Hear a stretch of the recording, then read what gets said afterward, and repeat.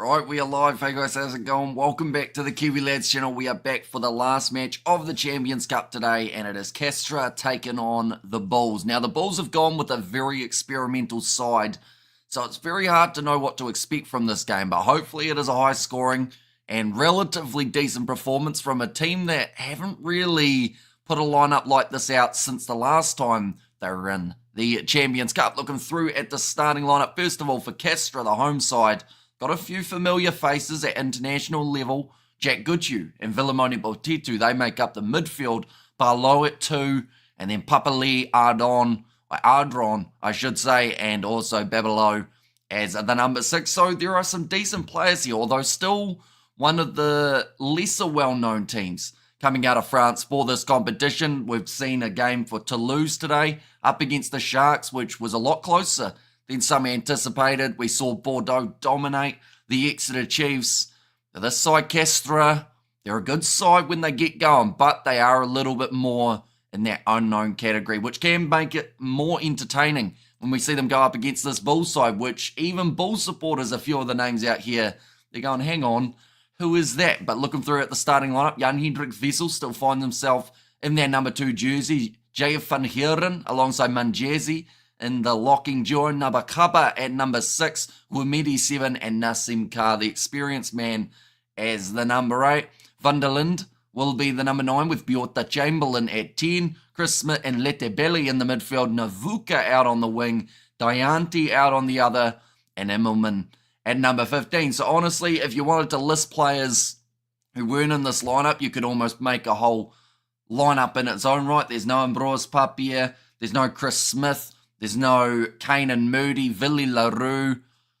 Honestly, I could go on and on, but we won't. We'll look at this lineup, and this is what they've put on the field, so this is what has to try to win this game. And whether or not they can do so, we will have to wait and see. And there are implications at the moment in this group. Stade Francais got themselves a win just before up against Northampton, the top of the table. So that was actually a very impressive victory coming out of France, but it does put a little bit more pressure on the Bulls, who sit dead last.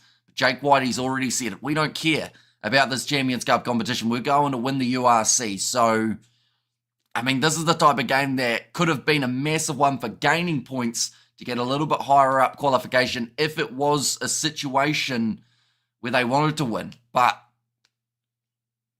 we'll wait and see. We'll see how they go. Hopefully it's all right, and hopefully it's not domination. But if it is, then there's no surprise there either. But I do think this game will be split by less than the 10-point margin. There'll be the young guys going out onto that field for the Bulls who want to really make a statement, want to cement themselves in starting lineups in the future, and this is the perfect game to do it. We saw that actually when we saw them last year in the Champions Cup. A few of those guys who went over to get dominated in the Northern Hemisphere, we saw some great players emerge from that game, some of the youngsters who then got more minutes afterwards. But in the chat, we have got good luck, guys. Wish you all the best. May 2025 be better year than last year with health and injuries, says Marcel. And right back at you. I have 2 TVs connected for the Connacht versus Lyon game, Ulster versus Tigers game, says Richard. And we have got there, hi Hamish, yes, don't have a clue what to expect from either teams. And I'm a Bulls supporter, says Sucker Bullet. So out of all these new names for the Bulls, of course, they've got Jan-Hendrik Wessels, Mornay Smith, a few of those guys that you're used to seeing. But of the players that you're seeing in the starting lineup who you wouldn't normally see their name, who are you most excited about? I have to say, I mean, wingers are always exciting when you haven't heard of the guys or haven't seen a huge amount of them, the likes of Navuka, although in the midfield, I don't know, Ketligo Letebelli, something about him makes me think he's going to be quite strong, and I don't know why that name is so familiar. Whether or not we've seen him play in maybe 1 or 2 games before, or whether he's got a background, I don't think he's got a background in sevens that I can think of, but for some reason that name seems familiar, so we'll go with him as another player who could be entertaining. I also want to see them go up against Jack Goodhue, a Kiwi in France. I mean, we've seen a few go over there in the past, and some have success, some have not done too well. I'll be honest, I didn't even know he was playing for Castres up until a couple of days ago when I saw their lineup, and I went, oh yeah, Jack Goodhue's there. Same with Villemoni Botitu. I didn't realise that he had gone over to the side, as I believe he was somewhere else last year. But both of these sides making their way out of the tunnel, the unknowns, as we could call them. Sounds a little bit rough, but of course we don't mean it in a disrespectful way. We just mean it more so with the fact that these two sides, we're going to see some great performances that maybe we've never heard of the guy who has them, which is good. It's always good for rugby. Nassim Carr. See, what do you do in this situation, right? You're sent over there as a captain with a half-broken ship.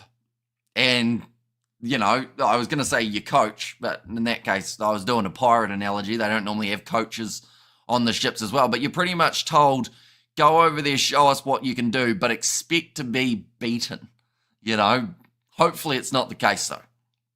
But the Bulls, they will be kicking off from left to right, and we are underway for yet again another game of the Champions Cup. There is another match that has taken place at the same time, and that is the match between the Leicester Tigers and Ulster. I was so busy during December, didn't get a chance to wish you a Happy New Year and a prosperous one. Too, Hamish, says Bruce, right back at you. Yeah, overall, I don't know what happened to the gap between like Christmas and pretty much now, but it absolutely flew by. I think our last stream was on the 28th or the 29th of December. Then from there, we were away for a couple of weeks. So it is greatly appreciated. You guys returning for a new year rather than just going 2025. Oh, well, we'll get rid of him. Hello, Hamish and everyone. It's a bit too late for me. I'm just saying I don't know who's going to win this. It's a toss-up. It certainly is, but line-out throw here for Jan Hendrik Wessels. Nicely claimed by the Bulls. Oh, big bump off as well. Towards his opposite number. And this one, Barlow. Nassim Carr now with the carry. Funderland going off to the right-hand side. Some quick hands coming here from the Bulls, and Gourmedi puts in the boot in behind. I always talk about it. For certain sides in the Champions Cup, for these South African players, this is an opportunity to show these European sides what you can do. Can bring big money contracts later on down the line, perhaps even in the near future. Currently, Castres have got this ball. Fernandez told to roll it back and get rid of it. And Bullies might come back. And good luck, the Bulls, says Kuss. And good luck, Bulls, says Willie Stain. So that seems to be the general consensus is good luck, Bulls. Like, a lot of people don't know what to expect from this game, but they're just hoping that it doesn't go awfully. But really, they do need the win here for the VODACOM Bulls if they want any chance of making it to the next stage. But by the sounds of it, they don't actually want to, because then while other teams are working on the Champions Cup, they will be resting. They'll be 100% ready for the URC playoff games. Now, Navuka, good shot coming in on him. This Castres events. Going to the left-hand side, Van der Lind. Goes across now. Nice little flat ball from Chris Smith. Chris Smith, I should say. They take the H off for his name. That's going to be a deliberate knock-on from Vilamone Botito. In fact, they've called it as backwards. Dayanti. It's that carry, Van der Lind. Back across, some rush defence here from Castres. And the penalty goes the way of the Bulls early. Do they want threes or do they want to try and make a statement here and go for sevens? Last line out didn't go too badly. I think they'll go for the corner. Hello, Hamish. I enjoy your commentary, says Wildlife South Africa. Thank you very much, mate. Greatly appreciated. You've been going at it many hours now. Hamish, sleep well after this one. Work tomorrow. Says Roof. Yeah, I tried to get a bit strategic and I tried to sleep in between the last two streams, which didn't work because I pretty much lay in bed for 2 hours and then maybe for the last 20 minutes or so, I finally got some sleep. Where can I watch live? Whereabouts in the world are you, Dwayne? Because depending on where you are, depends on your broadcaster. But one of the best ways of working it out is the Champions Cup website that they've got. They have pretty much a list of where you can watch it depending on your country. So I'd recommend checking that out. South Africa, I think the only options are DSTV. Unfortunately, I don't think there's any free options in South Africa for being able to watch it. I know that there aren't any free options in New Zealand either. We've actually got it on Sky here. The highlights will be up on the YouTube channel of the Champions Cup, though, straight after the game. So be sure to keep an eye out for those. Who's your pick of these two teams? Honestly, like the Bulls, that first 4 minutes, they looked all right. They didn't make too many mistakes. Although there was a big one there where they weren't able to make the most of their penalty. But, like, yeah, it's an interesting game. I think we need to see more of it before I can tell you an actual decent prediction. And even then, I think it will be just a guess. Like, the Bulls, the first little moment, they haven't looked out of place, but this is now the first attack and chance for Castres. Potitu going on the outside. That's a terrible pass. It's gone behind the man. I think Begay was not quite able to get that ball from Demora. Sounded more Japanese the way I said that. Oh, that's a good kick from the Bulls. That's a 50-22, I believe. Is it? It's a very good kick. Question is, was it taken back? And I don't think it was. I think this is going to be a 50-22. Yes, the Bulls in a good position on the field early.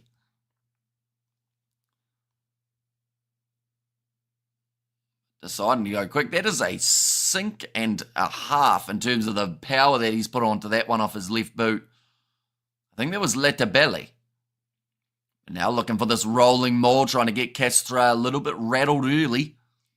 Jan-Hendrik Wessels, that's an illegal join to the maul, so that is going to be another penalty advantage here against the home side. This young Bulls side have come to play. Nassim Carr goes back across Mjota Chamberlain. Now stepping from Henry Immelman, ball loose, penalty again in favour of the Bulls. This isn't bad at all for the Bulls here. As long as you're getting those early penalties in your favour, eventually the referee might reach for the pocket and then you're in a really good position. This game is like a little surprise packet or a lucky surprise packet. You don't know what you're going to get. What is this team? Where are they from? Italy. So they are from France. They take part in the top 14. And they're a decent side from what I've seen in terms of like recent games and all that kind of thing. I've got their last 5 games here. Lost to Northampton, only narrowly lost to Munster, lost to Bordeaux by 10. That's not a bad result, honestly, because like Bordeaux have been on an absolute tear as of late. 5 metres out from the line now, rolling more chance again here for the Bulls. And this is looking like a very good chance to score a try. Jan-Hendrik Wessels trying to get that rolling maul, continuing marching forward. They're only a couple metres out. This is a statement, and the Bulls get the first try of the match up against Castres, who did get themselves a win up against Pau earlier on this year, fun fact. But earlier on this year sounds like a long time ago. It was like 7 days. But that is the try for the VODACOM Bulls. This would be a win and a half if they are able to get themselves a victory and put themselves in a position to, actually compete in the Champions Cup. But like I said at the start, I don't know if they actually want to go far in this competition, because then you're going to take a little bit more out of your guys for the URC, which was their main focus. I'm impressed, Billy Stroy. Okay, pretty good. Thanks. Bulls in trouble then. Here's ROP. Now lining up this kick. And that one has gone over. Should mention there is a Leicester Tigers game that has taken place at the same time as this one. They are going head-to-head with another team in the group in the form of Ulster. And hi, says Patrick Brady. 7-0 now for the away side. It's almost stunned silence at the ground. They were not expecting this, and they will not be happy with it either. So a lot of work to be done by the home side. They haven't really had a chance inside of the Bulls 22, but that 50-22 was the big difference maker. Munster won their game. They certainly did beat Saracens in a close one. And that's kicked out on the full from Castres. So the mistakes and the pressure is starting to build. Getting it wrong was Popperlin in that 10 jersey. This could be a good sign, says Ruth. Right, they're going to take the scrum on the halfway line. A good choice here. This will get, I want to say this is our first scrum, or at least the first scrum that I've actually paid a decent amount of attention to. I don't think we've had one already. Are there any big French names on this French side, Hamish? Honestly, no. The biggest players, I would say, from my perspective, in terms of players I know, would be, you've got Jack Goodhue in the midfield, New Zealand ex-All Black, and Vilimoni Botetu, Fijian international. Then in the 4-pack, you've got Abraham Papali'i in that 8 jersey. Tyler Ardron, of course, is the North American international. And then you've got, the captain, Babilo, I don't know a huge amount about, to be honest, but looks like they've got the free kick now.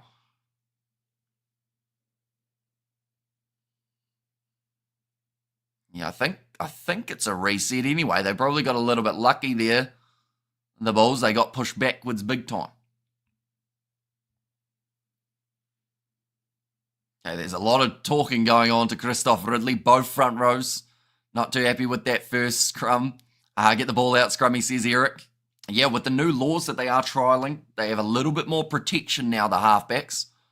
So, got a bit more time to deal with the ball too. Now, going to be Bernard van der Linde. And the scrum has gone down again. And this time, it's going to be the penalty going the way of the Bulls. A little bit of reverse psychology there from one of the locks for Castres. Gave the big round of applause, but it's actually the penalty against them.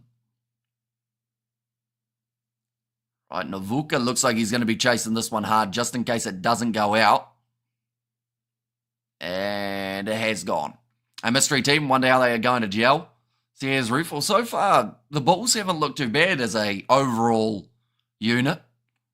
Poles, they've decided to go for the corner. They're going aggressive here. I think the plan is to try and get 4 tries and get that bonus point so that, when they walk away from this game, they can go, well, we've got the 5, we've got the 4 available. That's going to be stolen, though, by Castres. And it's back now to the halfway line. A little bit of an interesting way of controlling that ball. For Navuka, decided to try and use his boot. And Ulster are ahead. There's Patrick. Are they? That's massive for them. Whether or not it stays that way is possibly a different story. I know that they came in as big underdogs up against the Tigers, although Ulster is still a really good side. And yes, they've had a few rough results as of late, but they are still a team that can beat top sides. A little bit similar to what we saw for Stade Francais. They beat Northampton Saints, which no one really expected. Mornay Stain played it, was 10-all, says Eric. And, Mornay Stain played, sorry. It was 10-0. It's going to be kicked downfield. I see taken for the Bulls again at the back for Henry Immelman. Chamberlain goes across now into the midfield where Letabelli tries to go through. In fact, no, this time it was Dayanti, long way off his wing. Now they're going out to that side, and I think it's actually Letabelli who finds himself out on his wing. Oh, that's nice. First time Dayanti touches the ball, the Irish commentator goes, he's been banned recently for steroid abuse. That's nice. Exactly what he wants everyone to remember. It's going to be a knock-on, though, and a number knock-on. We're getting another scrum.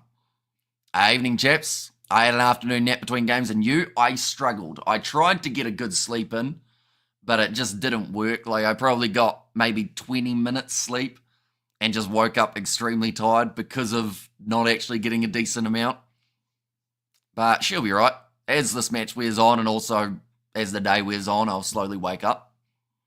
I was also going to fade and hit my duvet. The heat today really whacked me good. I'm exhausted now. Here's Ruth. 13 minutes into this game. And at the moment, the lead is still with the away side, the Bulls. Sitting 7 points up, but the question is whether or not this will remain this way. I haven't seen anything from Castres to say that it wouldn't, though. So, that's something. But, yeah, we just haven't really seen them get a set piece right yet for Castres, the home side. Oh, they've got a free kick here, though. The Bulls did have themselves the scrum feed, or at least I believe they did. Looks like they want to take the quick tap. Big Abraham Papali'i. Go and let me at them. They will go instead for the up and under, a bit more structure in that plan. And that's going to be a big contest in the air. Ball bounces onto the side of the Bulls. Here comes Nassim Carr, hit with the high shot. And, a little bit of push and shove as well here. As there always is.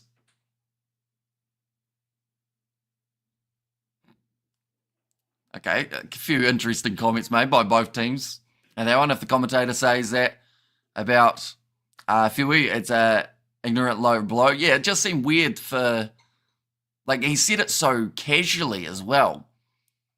Like, for Diante, you know, runs forward. Oh, he's the guy who got done for steroid abuse. It's like, well, okay, well, now everyone knows that that's the thing. But, I mean, he's had a long layoff. Like, at the end of the day, he has served his time. And yes, he shouldn't have done it, but what is there a kid on the field? Get him off before they throw the line out. Unless they're going to chuck him up in the air, they might get more height. Now, slapping it back onto the side of the Bulls, but cleaned up by Castres. And back across to the right. They're in a decent spot on the field, and now we get to see whether or not they've got an attack up their sleeve. I've been patiently waiting for 15 minutes to be able to enter the half of the Bulls, which is something that I don't think many people anticipated, but then saying that no one really knew what to anticipate for a game involving these two sides. Now off to the right-hand side, nice inside ball from Jack Goodhue, finds his man. Though two men in there for the Bulls, not quite able to get the turnover. But they do in Spain. Do Bulls usually have bad experiences in France? They've had a mixed Champions Cup. Like, I don't think we've really seen the strongest Bulls side take part in many Champions Cup games overseas. Like, I mean, we saw that one last year where they got beaten by 50 or whatever it was because they sent over a team of players that no one really knew of, to say the least. Like, it's a little bit similar to this one, but Jake White seems to think that this is going to kill two birds with one stone. They're going to get themselves a big win, and it's also going to rest his other key players for the URC, which isn't too far away.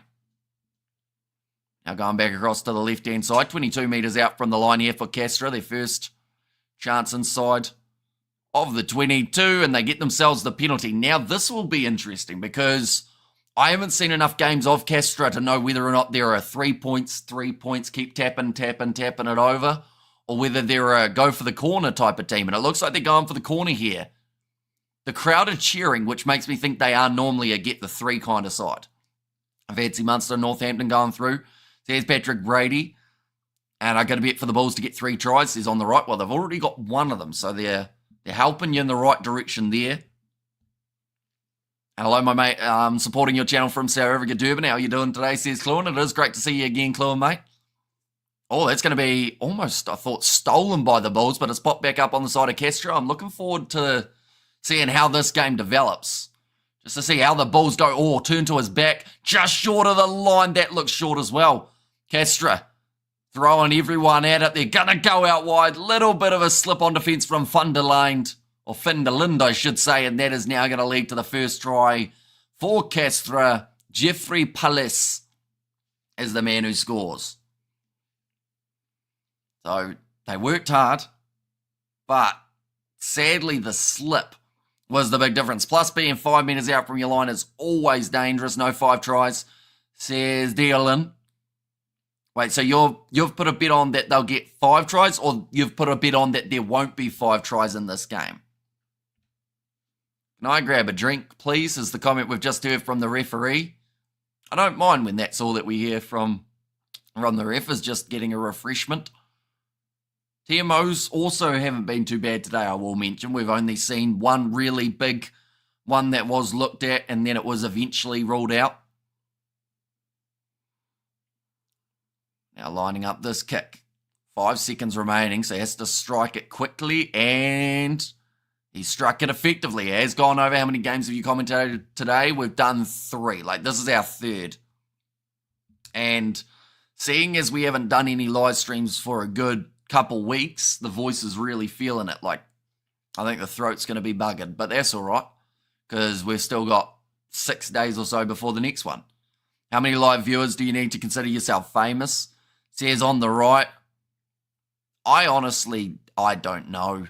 Like, you'd have to consistently, I would think, bring in, but it depends on what you consider as famous, isn't it? Like,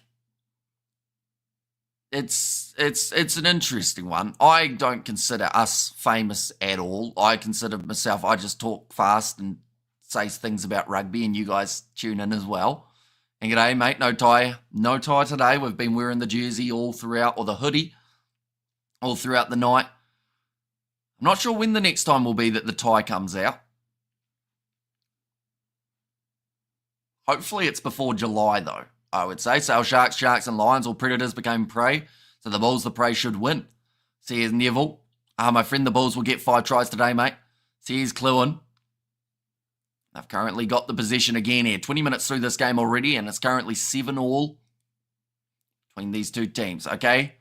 Try, so it's going to be more level, both teams on the scoreboard. Oh, that's a very rough pass. Oh, sorry, rough kick, I should say.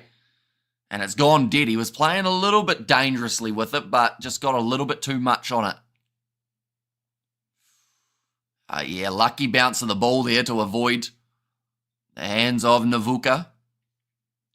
We have their balls are better than this team.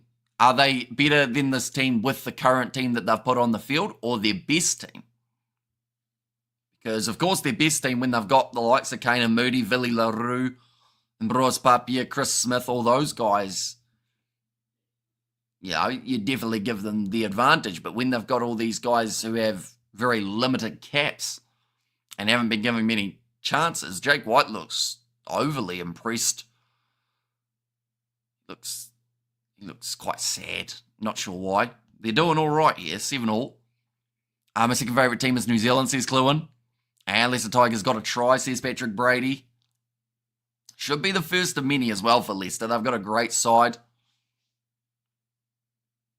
They did come in as favourites up against Ulster. But now scrum feed, it's going to be in favour of Castres. It's Chris Smith that they are just showing, playing the number 12 jersey. Ketligo Letabelli still is a very familiar name for some reason, so I think he's a sevens guy. And I'm going to have a quick look to make sure.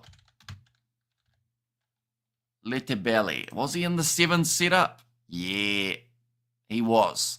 That's why he seems so familiar. I couldn't remember where I had seen him, but I thought it might have been sevens. And Chris Smith play overseas now, Hamish.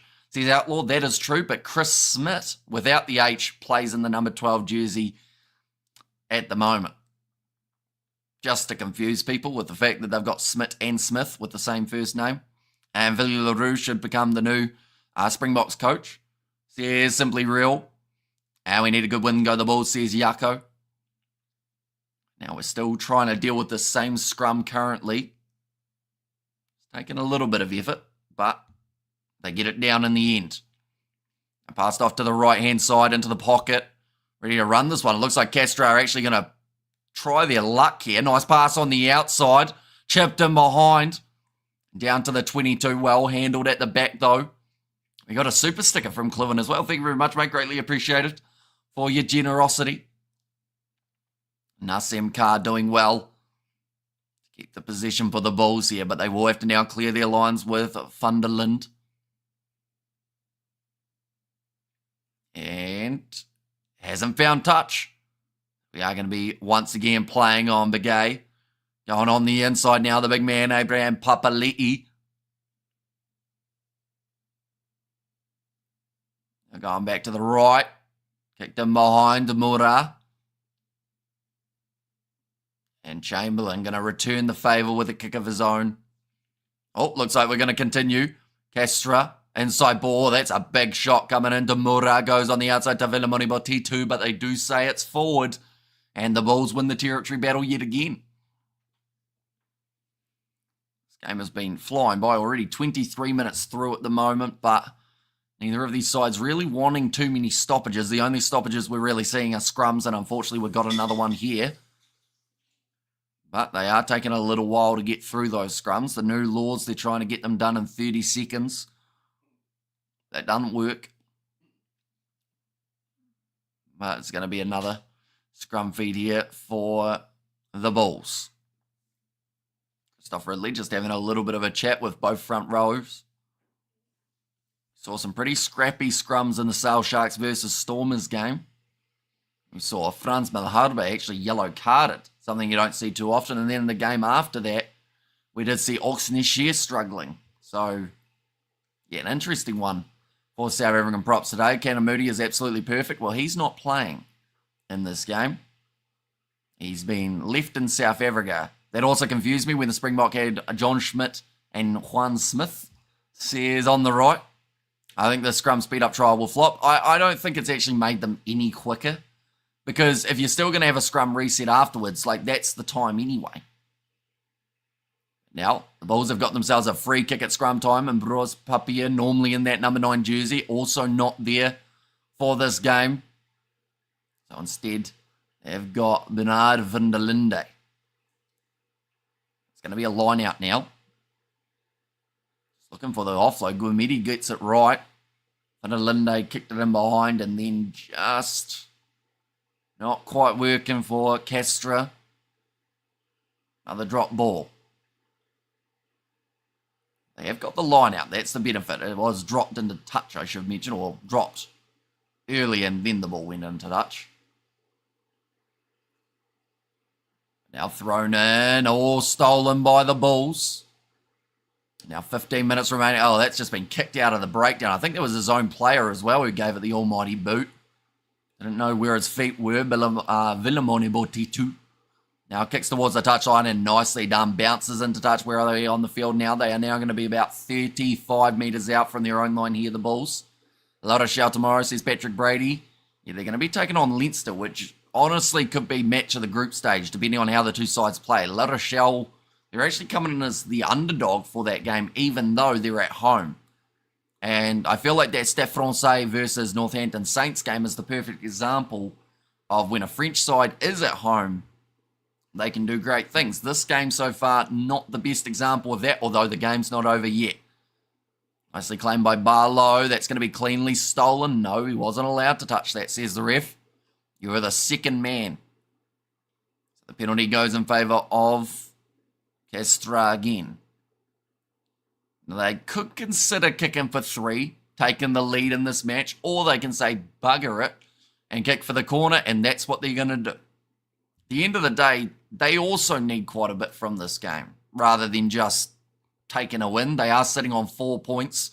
A win here would move them up to 8, and with the Bulls, that would mean that they're on either 0 or 1. Stade Francais got themselves a win, so maybe that also has a bit of an influence, because without Stade Francais beating Northampton, you know, there's two sides that could have been on 0, and then that means that Castres pretty much confirmed, or Castres, sorry, confirmed, whereas in this situation, it gets a little bit closer. They're doing a rolling maul, but they are doing it towards the sideline, and they're driven out.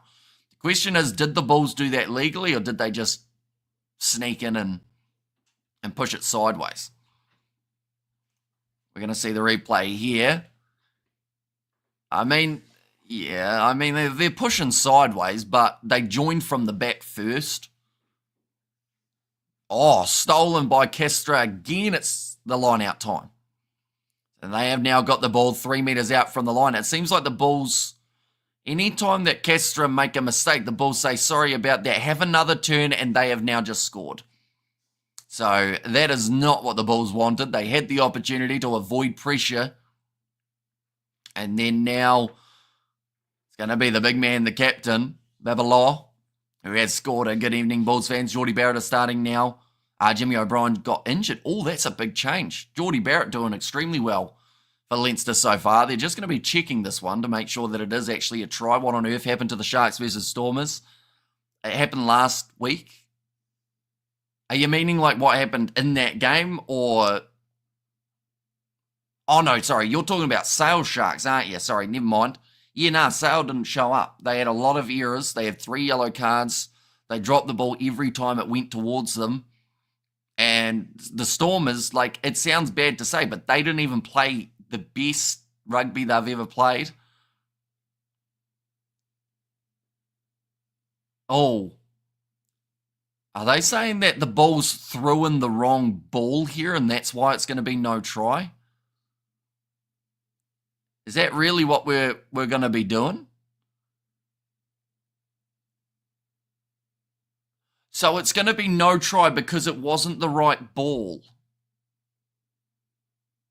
The commentators has just said, why should that matter? What would have happened if the Bulls had retained it? Were we going to go back and say, sorry, you threw the wrong ball and it's going to be turned over? They can't go quick because it's a different ball. So the line out has to then be set. So that is why it's going to be a no try. I would think, though, for the Bulls, by throwing that ball quickly, that's kind of their decision, isn't it? But yeah, it is a part of the law. So it means that the Bulls survive. Will still be 7-all.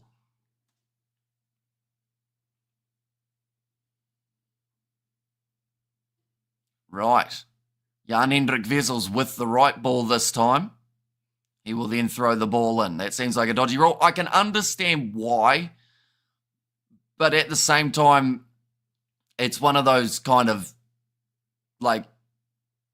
strange laws. In certain situations, it makes sense. In that situation, the Bulls wanted to throw it quickly. They were on the mark. So, yeah, they've dodged a bullet. Going to be kicked towards the touchline. Castres put it out. Bulls put it out. Now Castres have got themselves the line out. They got the right ball. Yes, they do. There was an incident a few years ago in the Six Nations. The Welsh scored with the wrong ball, but the try was not cancelled. Says Sean. And insane, says Terence. Irish fans know this rule too well, says Jimbo. You follow the Betway South Africa T20 series. Raining here in Joburg, so tonight's game was DLS, unfortunately, says Xander. Sadly, they don't actually show those games in New Zealand. Not that I've been able to find anyway, so yeah, I would if we had the coverage here, but sadly they don't seem to show it. Here comes Ketligo Letabelli. Man, from the sevens, we have now learned, and there's going to be the penalty going the way of Castres, flopping in over the ball in the breakdown. I remember it well, Sean, says Jimbo. Now, another penalty. Palace, the one man who has scored at the moment for Castres, does go into touch. This game's going very quickly. We're already 29 minutes through. Wales went on to beat Ireland and win the Six Nations, says Jimbo. If I could remember, it was 2013.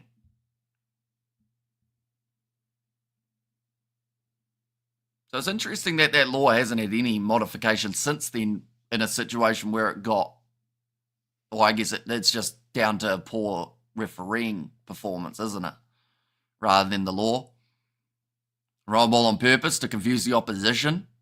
This game, Castres and Bulls, is a UK only or UK exclusive game, so us in Ireland are not able to watch it, says Richard. Oh, there's another penalty this time. Hands on the ground. I think that's against Mungezi, the big number 5. Yeah, that's... Oh, I tell you what, he's got very unlucky with how he's grabbed that one. In fact, maybe the fingertips brushed the ground as he pulled back onto the ball. Like they've just said, they've seen them given the other way there. But unlucky for Mungezi as it's... Oh, they're taking the shot at the post. They've decided to be a little bit sensible in some regards. They've been close to scoring multiple times. And Xander, no, just the ref not knowing it was a new ball, says Sean. And quick throw to SH, and he scored. Who was SH back in 2013 for Wales? SH. I can't think of him. Oh, to scrum half it would have been, isn't it? Yeah, 9. Okay, no, so SH wasn't his initial, so I got it now, yep. Who was the scrum half, though? Was his initials anywhere near SH? 9 minutes remaining now. And kick has gone over, so they will now take the lead, 10 points to 7. That try was simply bad refereeing and terrible TMO decisions, says Neville. Yeah, it's an interesting one, and it's one that even the commentators disagreed about. One of them said should be a try, it's the Bulls' own fault for doing it. But, yeah, I'm curious to know what would have happened if the Bulls had retained the ball, kicked it downfield. Would there have been any sort of,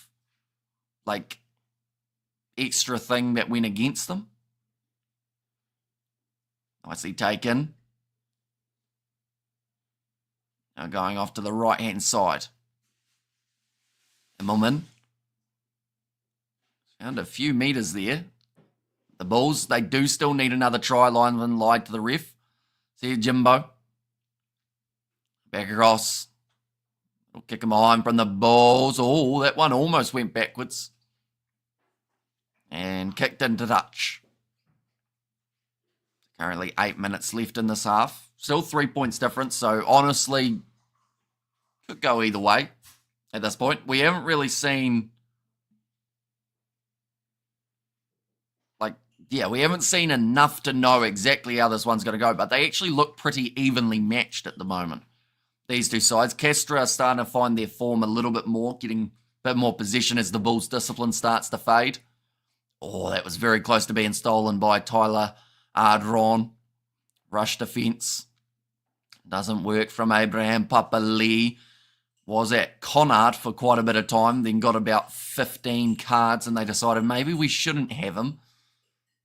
Castres went, yeah, all right, we'll chuck him in the squad. It was Mike Phillips. It's an MP rather than SH. Not even that close, was it? Now we have got there Jimbo. That's what our TMO is supposed to be there for, says Neville. A moment, we will go like this. We will go like that. There we go. Right, kick him to the corner. Chamberlain. Not quite the corner, but it will be about maybe 15 metres out from the line. We don't say that name, says Jimbo. Is that law these to stop the confusion when a different ball is thrown in and the defending team can't defend properly because they never saw the random ball being thrown in? A little bit, yeah. So in some cases, it makes perfect sense for like the way that they've got it. But like the thing with that one was the lineout was actually set. Like I believe Castres almost threw up a guy to contest. Oh, that ball's loose and that is going to be knocked on, but they will go back for the original penalty. No, they won't go back for a penalty, sorry. It will just be the scrum. In favour of the Bulls. Sorry, in favour of Castres. Against the Bulls. Both sides wearing some form of blue today. So is the coach with a nice blue jacket. Doesn't look like the warmest weather for this game, but it is quite a late kickoff for this match. Showing the big man Gumedi, he has got some very impressive skills. I think he tried a kick earlier on. When the line out is set, that law should not apply then. So he's on the right. Now, ready for the scrum. Scrums have not been smooth today. But that does not mean they cannot be better. Right, that's a good scrum. Though they've left it in there for too long and this might end up going wrong. No, Abraham Papali manages to get the offload now and drop ball. But are we going back for another penalty? Yes, we are. Right, so that's from that scrum. And now Castres get themselves another way out of their 22. I don't actually think the ref, did he originally give an advantage for that scrum or did he just go back for one after the knock-on? Right, they're just saying there, Castres, they are eighth in the top 14. 7 wins, 7 losses. So pretty much a 50-50 kind of side. So you would think they would win up against this Bulls experimental team. But can't be guaranteed.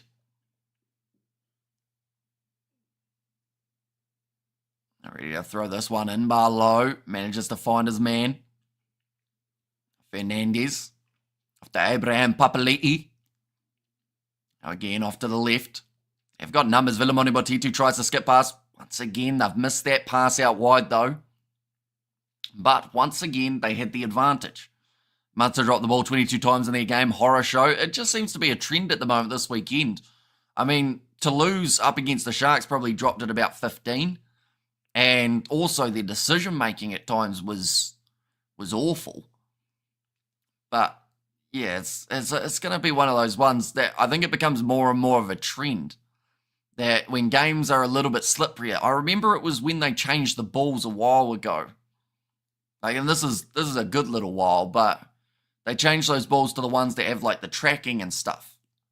And since then, it seems to be that there are a lot more handling errors. So I don't know whether or not they change what they're made of on the outside and it's a little bit slipperier. But even with some of that, that chalk that the players put on, there's still plenty of handling errors throughout the match. Oh, they're taking the short one there, bar low. And Castres, possession of 50-50 at this point. And Hendrik Wessel just couldn't quite find his centre of gravity. I think he took about 7 steps backwards trying to find it. Eventually regathered some composure. Ardron went for the pass across. Finds Jack Goodhue. Oh, and he's been smashed. He's sent backwards by the Bulls defence, but an inside ball. Beautiful hands. Had a bit of a juggle initially, but managed to regather it and keep it alive. Now Fernandez goes across to Barlow. They're only 10 metres out from the line and the ball has been stripped and they will now not have possession anymore. Nice work from Jan Hendrik Wessels. So what is it?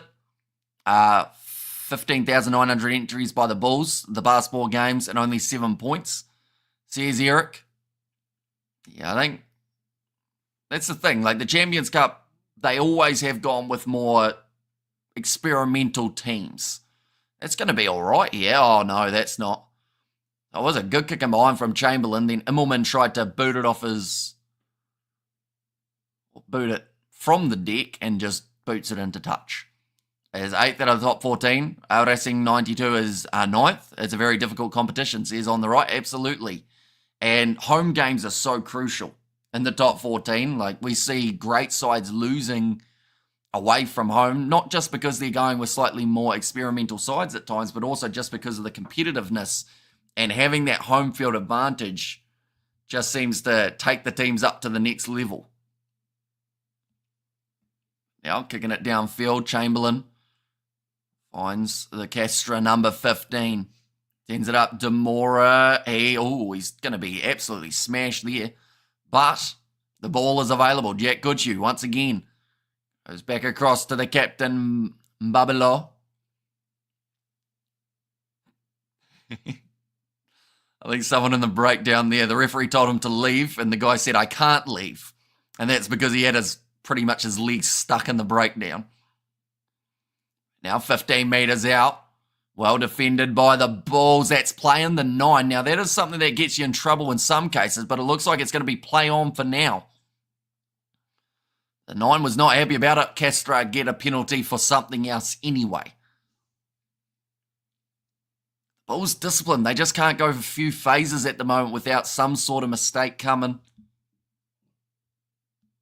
Yeah, good attack and run there. From, I think it was Begay, I believe his name is. Yeah, number 9 taking a bit of a knock to the Swede there. It looks like he's still down for a little bit longer. Is this one that they're going to go upstairs and look at, or is it just a he'll be right situation? It's a halfback. Normally they're pretty resilient. They bounce back.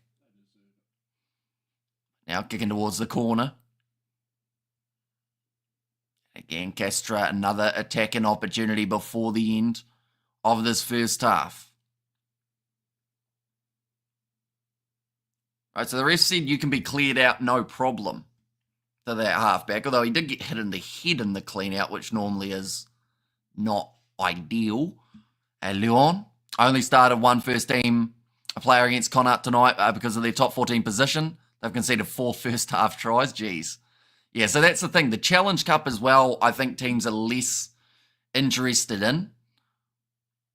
And you kind of see that in terms of the different levels of the teams will depend on whether or not they go full strength or whether they go a bit more experimental. And a lot of those French sides go, if we're in the top 4, we'll play quarterfinals. If we win, we win.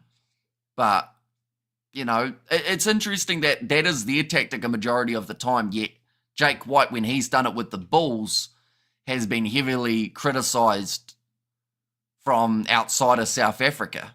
Whereas the French teams do it week in, week out, even in their normal competitions, and everyone goes, oh, well, it's just what they do.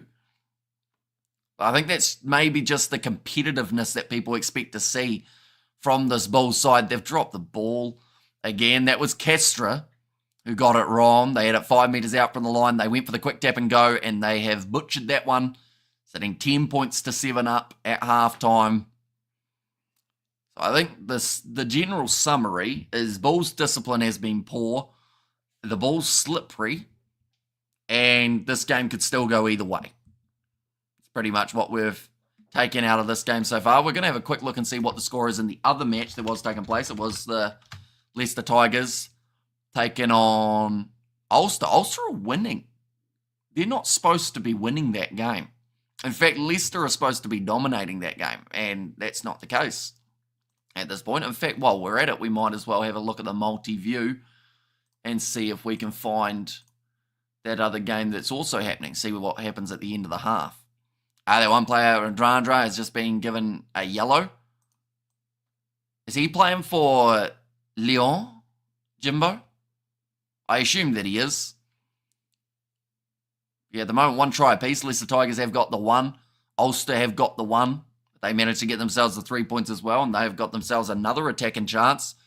I would like to see a World Cup for club pools or for club teams. Pool games followed by knockouts. I think they've talked about it being a possibility for the future. It's just whether or not they actually pull the trigger on it. I think it's about 2027 or 2026 that they're looking at possibly getting it involved. But the hardest thing is finding a window for it to take place so that the players aren't completely fatigued, and also so that you're not seeing experimental teams in a competition that you want to see the best of the best for their clubs. But yeah, I don't know how you can entice teams to play their best if it is a part of it, like a heavy schedule, because at the end of the day, the French teams, they pretty much have to concentrate on the top 14. There's that much money in it, that much in terms of pride, and that's a knock-on from Ulster.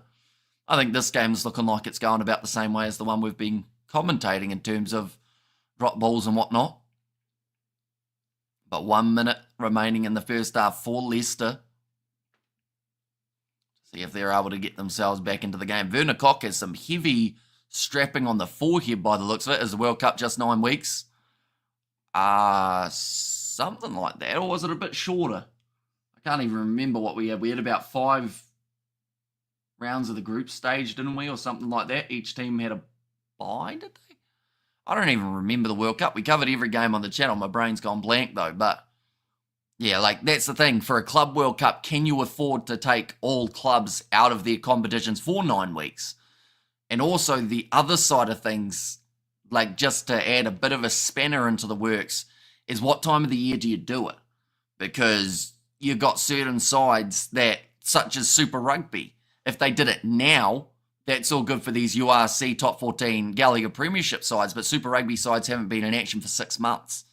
So you have to find a window, and I believe the July international window, which would then mean you don't get international rugby during that stage, more than likely, because of the Club World Cup. So it's a very tricky one to decide on, because, like you said, if it's 9 weeks, you actually need all of June as well. That's normally when finals happen, when we see the Gallagher Premiership final, the URC. I'll be after Six Nations and before Tri-Nations. Says on the right. So yeah, pretty much during that window of all of the finals of other competitions. So it would have to generate a huge amount of income, because you're pretty much telling all these competitions, don't finish your comps and have a massive window before finishing your comps, because we want to see who the best club is in the world. It just comes with its problems, I would say. But it's one of those ones, in an ideal world, if it didn't involve traveling and everything like that, and we could find a window that wasn't busy, but all the teams are still informed, then it would be perfect. But that is a very big factor. Why don't the South African provincial coaches adopt Rassie's game plan? Won't that be more beneficial for the South African team, says Stefan? Maybe, but at the same time, Rassie picked 50 players in 2024. So even if you're using a game plan, you can't guarantee your guys from that team are going to get selected. So I do think that it works well having a different type of tactic in the Springbok environment compared to your club level. I should mention Josh Bassett just scored for the Leicester Tigers. I think I gave them a bit of luck there. They've managed to score at the end of the half to take the lead. Exactly, Sean. Best of the Northern Hemisphere versus Southern Hemisphere. I would prefer seeing more competitions for the ladies. The Celtic Challenge is the main thing at the moment. I just make it like the way FIFA Club World Cup, says Sean. And the problems are secondary. They need to work around the World Cup and not the World Cup working around their club games, says on the right. Yeah, but that has to, what does a Club World Cup get the side that win it? Do they get a huge amount of money? Most of the French sides already have that. So they aren't that fussed. It's the prestige of winning one that maybe some would buy into. But if you're about fourth in the top 14 and you're told, right, you're going to be playing 8 games when, you want to be trying to boost yourself up a little bit more in the top 14, we would see more experimental teams in that comp. And Shock and Pollard missed the kick, says Eric. Whatever they choose, money will win, says Jimbo. Yeah, so they need a big bit of money on the line, because or else then it will be a little bit similar to the Champions Cup in some regards for certain sides who just put a team out there for the sake of it, but their hearts aren't really in it. We have got there, what is better? Being best team in France or being best team in the world? Says on the right. Well, depending on who you talk to. Honestly, some of the French sides would say being the best team in France. Until you see what goes on, not just during the games, but behind closed doors for those French teams. The amount of passion that's there. If you're a coach and your French top 14 side struggles, you pretty much get banned from that region of France. The crowd just shows up in numbers. They go and, some of the games like La Rochelle, when they were on their high, they had so many supporters watching on for their games. And then as soon as it started to drop off, that's when all of a sudden things get very serious for these certain teams. So, I can see what you're saying, that being the best Club World Cup team, being the best club team in the world according to a competition would be great. But at the same time, it's just so hard to find a window. At the moment, the South African sides have already said they're struggling with the schedule of the top 14 and Champions Cup, as well as the Curry Cup thrown in there as well, let alone chuck them in another Club World Cup as well. So you'd almost have to say, shorten a club competition or shorten all club competitions, which would then, I guess, open up the door for bigger upsets, which I don't think would make there's so many problems, but I hope it happens at some stage. But there's just going to be a lot of clubs, I think, who are no, we don't want that. We have got the hello from Ireland, from Padraig. Welcome in, top 14 like the Premier League. Says Sean there, watching Clermont play at home is awesome. They're crazy. Says Jimbo, yeah, when you're a top 14 side and you're winning at home, the crowd are insane. And, that's the thing. Even some cases, the travelling supporters of certain sides, some people have made it their life to support their top 14 side because of the amount of passion that comes alongside it. Global calendar first, says Sean there. What we will quickly do is we will show the benches, ladies and gentlemen, for this one. Castres, got a few decent options. Nakarawa, a name that some people will know from that Fijian international team for the Bulls. They have got Jaco van der Walt. They've got Keegan Johannes, which I don't think would be too bad of an option. Van der Linde hasn't done too badly in the starting side, but I do think that being able to up the tempo later on in this game could be exactly what they need. Now, they did have Chris Smith as the number 23, but he is actually in the starting side rather than, in fact, what do they have as the number 12? They had Chris Smith as well. Are there 2 Chris Smiths? We've already got a Chris Smith and it's Cornell Smith, sorry, my apologies. So we're going to have Smith and Smith more than likely in the midfield. They're watching Clermont play at home. It's awesome. They're crazy. Global calendar first, says Sean there as well. But second half, not too far away from getting underway, unless you're to lose. They would go all in for the World Cup, says Sean. Maybe. It's hard to say though, isn't it? Because if you're to lose, Like, and you've got finals coming up, right? Are you going to be risking all your top players? Like, they commit to the Champions Cup to a certain level because, you know, they want to absolutely dominate Europe. So they might have the mindset of trying to dominate a Club World Cup too. But yeah, it's just going to be a very hefty window. So I think it's going to have to make way for international rugby for a period of time, every 4 years. Seeing highlights of, I think it's Bosnia-Herzegovina versus Germany and the UEFA Nations League. When did this game take place? They were showing the darts highlights before of the semi-final, the old Michael van Gerwen, and I thought, oh, I might watch the final, and then I learnt the final was like a week ago. So that's my bad. And also, the first headline told me who won the final, so then I didn't even have to watch it. So that was nice. But second half of this one, not too far away. A lot of handling errors throughout that first half of both sides. Discipline, not the best from the Bulls, but they're still in it. Currently 3 points down every 4 years would help out with it. See, Sean, yes. Seeing as it would only be every 4 years, like maybe the teams would try and make way for it. But there's going to have to be a nice bit of planning beforehand just to make sure that they get it worked out.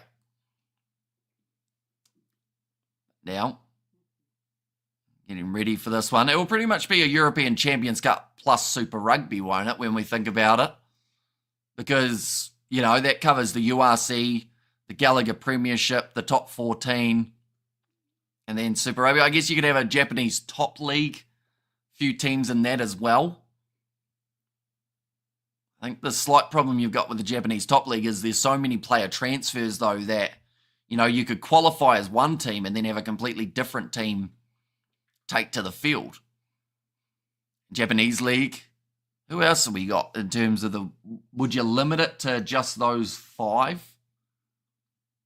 trying to think if there's any other sides that would be... Like, do you look at the D2 in France? Do you say it's a Club World Cup, so every top competition or the top 10 competitions around the world can be regarded as the opportunity?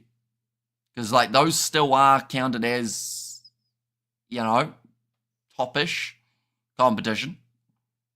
And Super Rugby 2025, yes. Super Rugby Americas, says Sean. Yeah, because what time of the year does the Super Rugby Americas take place? Do we see players play in Super Rugby Americas and then go overseas? Oh, they're just showing. Germany absolutely dominated that game, I believe. 5-0 at the moment. I still don't know when it happened. I wanted to make that mince and cheese pie you spoke about last time for the family. They didn't want any cheese in it. Hopefully I'll taste the kiwi pie someday. To be fair, mince is still a pie that people have in New Zealand, just a plain mince pie.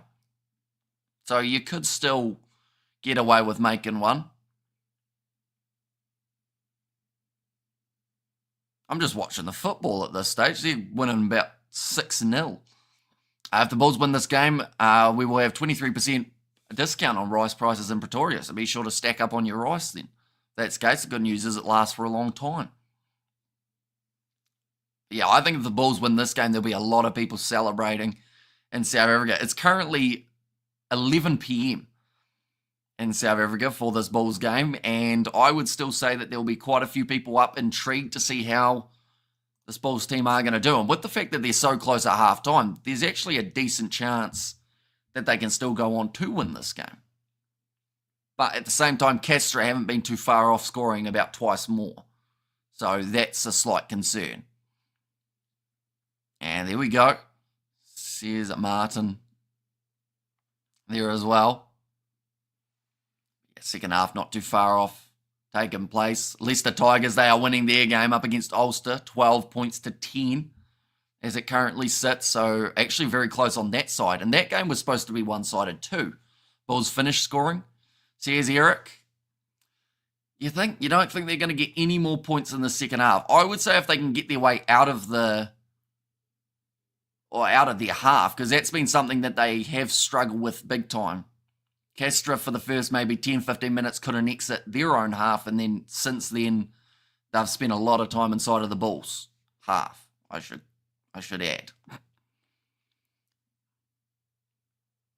But hopefully we get to see at least a chance of a bonus point. Someone getting 4 tries in this. Eric, you are not getting any rice, but says Martin. I'm sure he'll be absolutely gutted about that, Martin.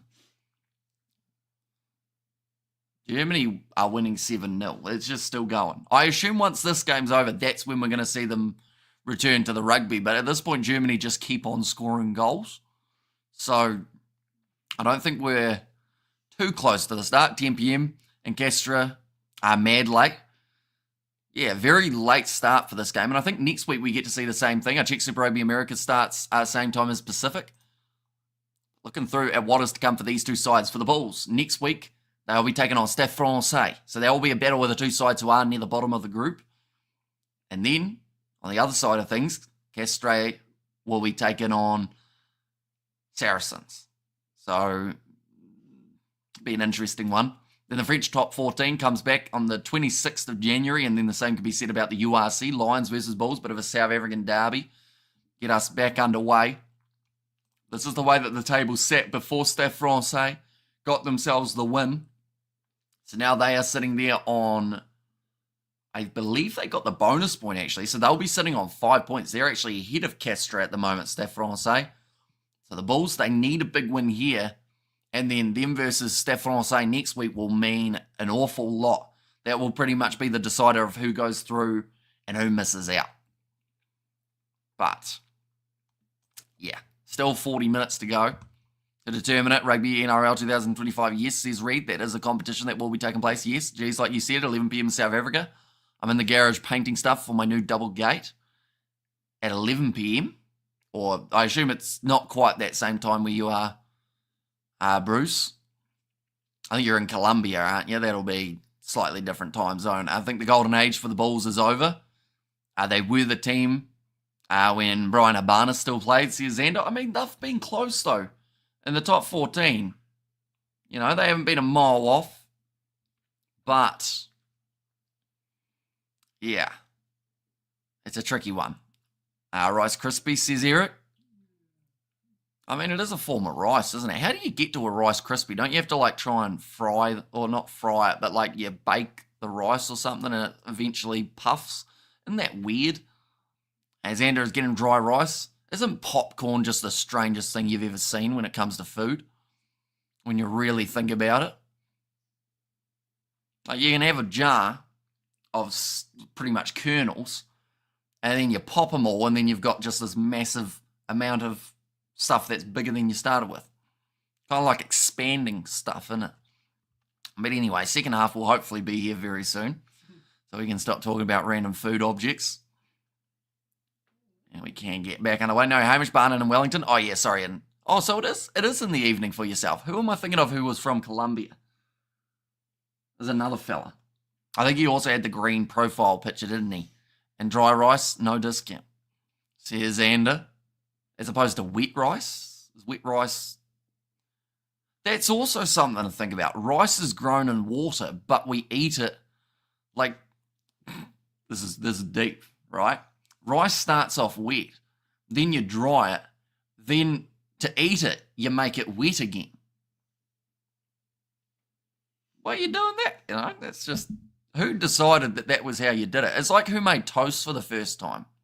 Or bread. Who was like, we're just going to put all this stuff together, see what happens. But yeah, second half, very close. With a bit of luck. We're going off track. But this game, it's had a bit of everything. It's had scrums, it's had lineouts, it's had controversy.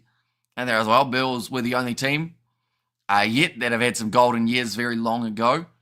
And no other South African team near it as things look now. And will be difficult to replicate it now with many Boks playing overseas. So here's Eric. Because that's the other thing with the Club World Cup. There's going to be a lot of controversy if, you know, someone from a certain country helps another country become the Club World Cup champions.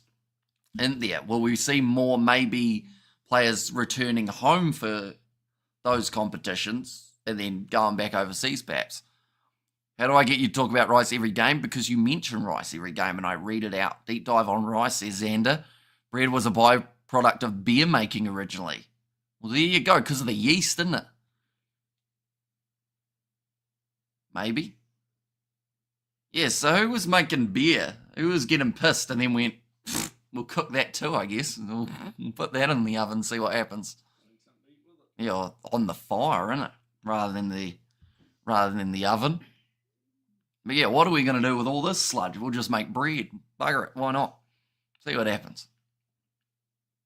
I feel like that's happened a lot in terms of history. Someone's gone, oh, we'll see what happens, I'm bored. And then that's how it's happened. Now second half, about to get underway. That's a weird shaped stadium roof. Kind of goes down on a slope. Bet you it's good for rain. Looks like a big slide. But these two sides only separated by 3 points at the moment. The second half to come.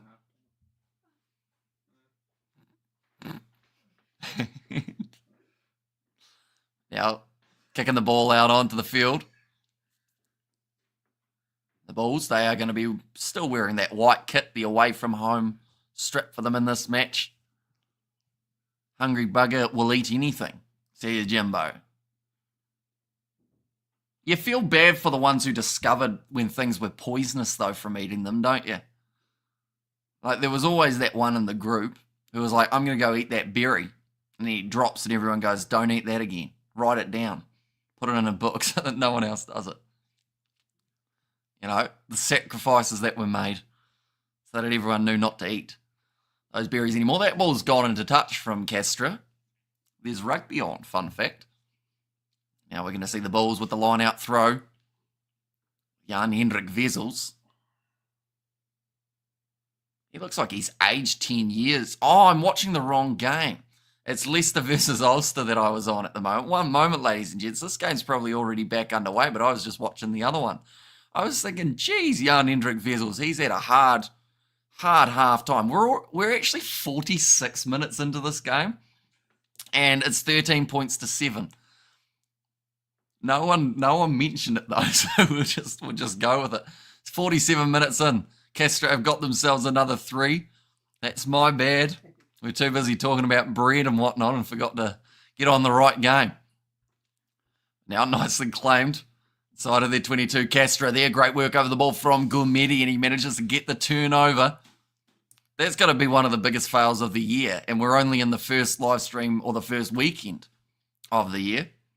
Just joined. Can I please get a short summary of the first half, says Lilia B.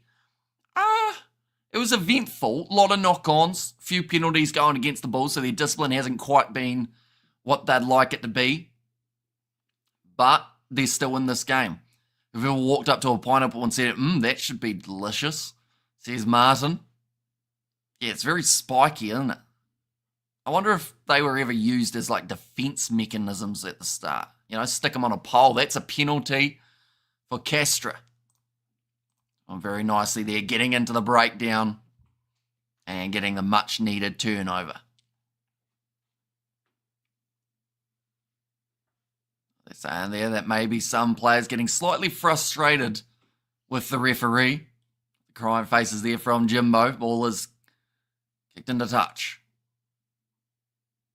I feel like the Leicester Tigers, they will want a big second half, won't they? Because they were supposed to beat Ulster by a lot. And with a win for Ulster, that would also mix up the table just that little bit more.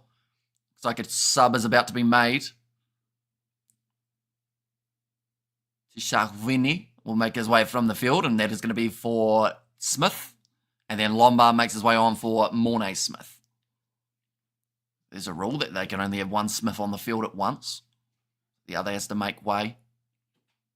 It looks like there's a bit of limping as well. But yeah, fun fact, the other game that has taken place, Leicester Tigers versus Ulster, I believe, that looks like an injury there, maybe a snapped ankle or something. But yeah, they're wearing the exact same colours. It looks like they're going to have a stoppage here. This does not look good. Oh, he looks like he's in a lot of pain. That lower leg, I don't know whether or not the foot got stuck underneath him and then it just bends the wrong way. I'm not sure I saw it there.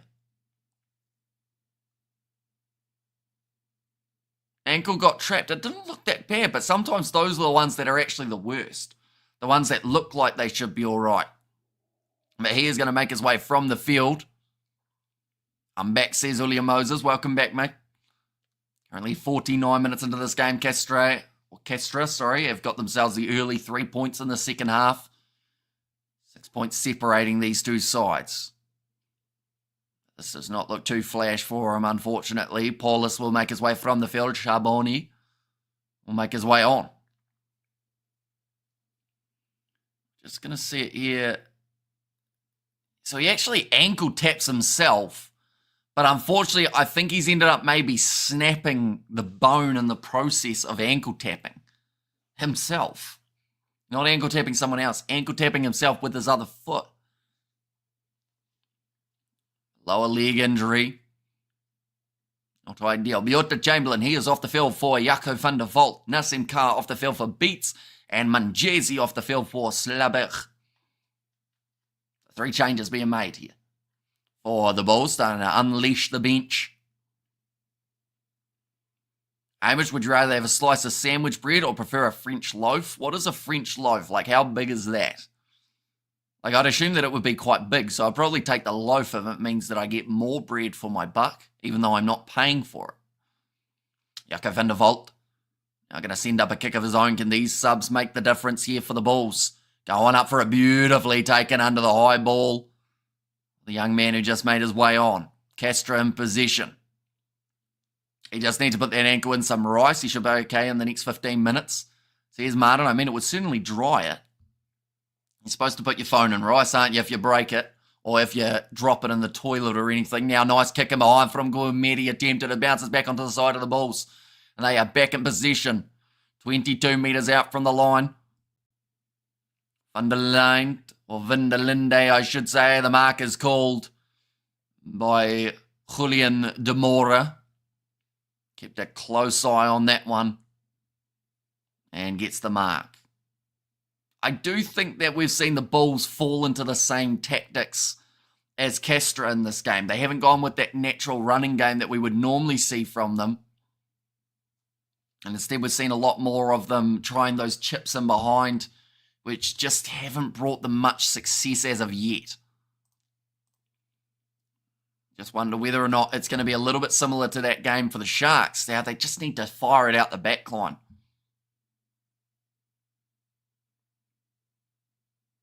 Looks like another change is about to be made. Dianti is down.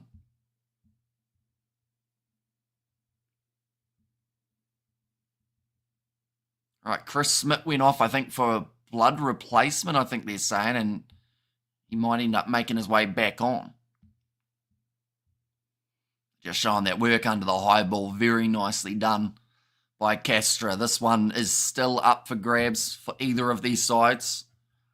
Currently in Leicester versus Ulster, it's still 12 points to 10.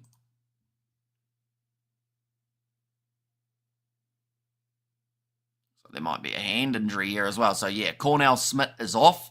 Chris Smith is on. And Dianti needing some strapping on the fingers here.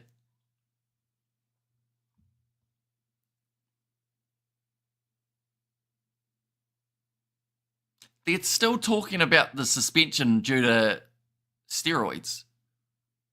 They've just said there it's a shame because they're saying he took steroids to try and speed up his injury. So it's great to see him back now, though.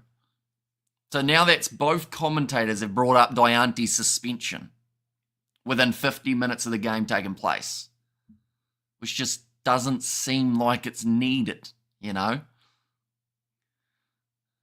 Oh, it's going to be a penalty now on the way of the Bulls. Cricket players can definitely go over 35 years and still play beyond even 40. Can rugby players push beyond 35? Some players can. Normally, if they do push beyond that margin, they're normally a front rower. Like, the props normally go a long time. Bismarck Duplessis did a while for number 2. Sometimes the centres go a little while as well. And, oh, that one's a good kick from the Bulls. Going to get them into the perfect position on the field now to go for a rolling maul try. whether or not they can get the job done. But we're currently 51 and a half minutes through. All about to be thrown in, and it is nicely taken. Sexton retired at 38. That is true. But yeah, it's not very often you see a guy reach 40 in the back line, unfortunately. This is getting very close. And they've just managed to keep this ball alive, Dayanti. Couple of metres from the line now. Chance for Nassim Carr. In fact, I think Carr made his way from the field, didn't he? Argentina's captain was like 87. Wasn't Alan Jones old too, says Jimbo. Yeah, Alan Jones was up there. And the penalty goes the way of the Bulls. Was this severe enough to give a big warning? As we said during the Stormers game, even though I'm a Shark supporter, that would be South Africa's only win, says Robert. Yeah, and to be fair, the Sharks actually did better than a lot of people thought they would. Only losing by 12 up against Toulouse is a pretty like, it sounds weird to say, but it's a pretty big achievement to be in that contest for as long as they were. Up against a side that, honestly, on another day, could have scored many more. Right, the Bulls have decided to go for the 3 points here. They feel that's their best way to victory, is to just stay close and competitive.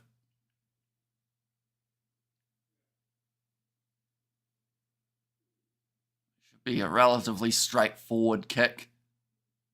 That'll take us to 26 minutes remaining in this match.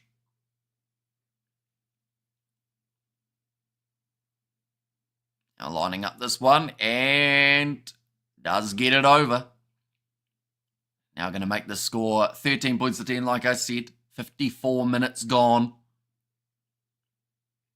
I think the Bulls have almost emptied their bench here, so they haven't got a huge amount left in terms of replacements that they can put on the field. But kicked off again by Castres. DuPont needs to be taken for neutering, says Robert. Really trying to get those turnovers straight away, Castres, as well, when they get into breakdowns. Oh, charged down by Nakarawa. And there's going to be a knock-on as well here from the Bulls. Putting them in the perfect position on the field now to be able to attack the home side. They aren't too happy about it. Looks like there's not an argument, but just a bit of a dispute going on between number 9 and 10 for the Bulls. Won the last game, so Toulouse managed to win it 20 points to 12 in the end, but neither side receiving a bonus point, which is quite impressive in a way, just because Toulouse were pretty much booked to win that game by a large margin, and on the other side of things, the Sharks were expected to lose by a lot, but it just wasn't the case. Are the Bulls missing any box tonight? They're missing all their box tonight. They haven't got Kane and Moody, no Villy LaRue. They haven't got quite a few in that forward pack as well. But they've gone with a very experimental side. So to be this close in this game, I feel like they'll be relatively heavy. 20 points to 8. Sorry, I said 20-12, didn't I? I meant, 28, 1 by 12 for Toulouse. Oh, cross kick here. Oh, they try the little grubber from Demora, I should say. And now there's going to be another line out for Castres. Just feels like we're on the verge of something happening here.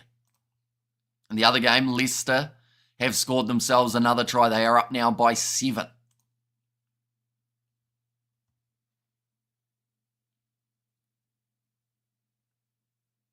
Now it's another line out. Came off Dayanti's boot. And Bulls have to pay the green tax again. Oh, that one's going to go through, though. Bulls have managed to claim that ball. Oh, mistake. It's gone backwards, they say. Oh, Castres, that was a little bit high, but they've said it was on the shoulder. Nassim Carr then rides up.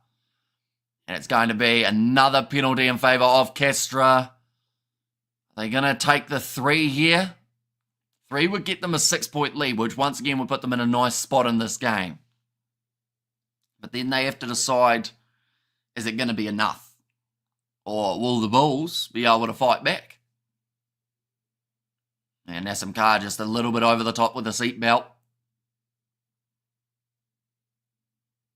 And Bulls 17-13 will win. Excellent tries by Tigers. Pollard, good offload. Here's Eric. Right, looks like they're taking on the 3. Once again here for Castres. It doesn't matter how you win it as long as they do win it. Is the goal. Even if the Bulls received a bonus point for being within 7, Castres would still well and truly take it if it means that they book themselves a spot to the next stage. Julian can get all my rice. Says Martin there. It's very generous of you, Martin. 3 from 3 for Jeremy Fernandez.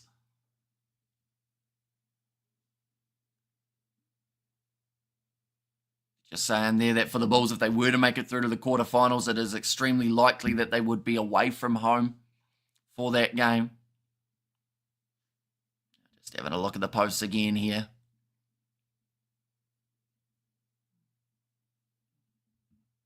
Strikes it nicely. And he does get it over now, making the score 16 points to 10 in favour of Castres. 22 minutes left, though. Still plenty of time. So someone, who is that? It's taken off all the ankle strapping. And just keeping that scoreboard ticking over. Kicked off by the Bulls, going high. Outside the 22, nicely claimed by Castres again. Thought about the offload. This is going to become a maul. Now, there was a rule at one point which meant that you couldn't get a scrum turnover from a maul off kickoff. But that's no longer a thing, I don't think, because the Bulls have received the scrum feed. One of those rules that I think they had for a season or two and then it disappeared.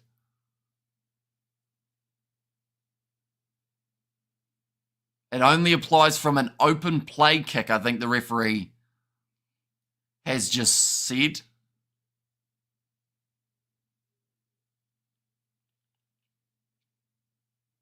I think he's got that round the wrong way, hasn't he? Open play kick, you're allowed to create a rolling maul, or like a maul and then hold him up, but a set piece kick, not so much normally. Now ready for the scrum will be the Bulls, who have got themselves the feed. They only want to go for, Rugby Championship title, not the Champions Cup, says Mario. Yeah, I mean, some sides would say, we'll see how we go in both. And, that's what most of the other South African sides have done. But, yeah, if they don't want to win a Champions Cup, that's fine. But they better damn well make sure they win the URC. Because if they don't, then there's going to be a lot of angry supporters who have wanted to see them do well in any competition, and then to know that they didn't try and won so that they could win another and then not win it. Like, there's going to be a lot of people annoyed. Just think of it. If the Bulls played A-team, could have easily won here. But it is clear this is just a practice match for Jake, says Eric. Now the Bulls. Once again, going off to the left-hand side. Ken Johannes, he has made his way onto the park. Now off to the right. Chance here for Schmidt, who came back out onto the field. Connacht 42 to Leon 17. Tigers are 24-10 to Ulster. Also, they're starting to really build up here. That's a knock-on coming from Letebele. Will once again be another scrum for Castres. Just slapping that one back. Bulls, they are trying. You've got to give them credit in that regard, but it just hasn't been the smoothest day. The Bulls need Rassi, says Martin.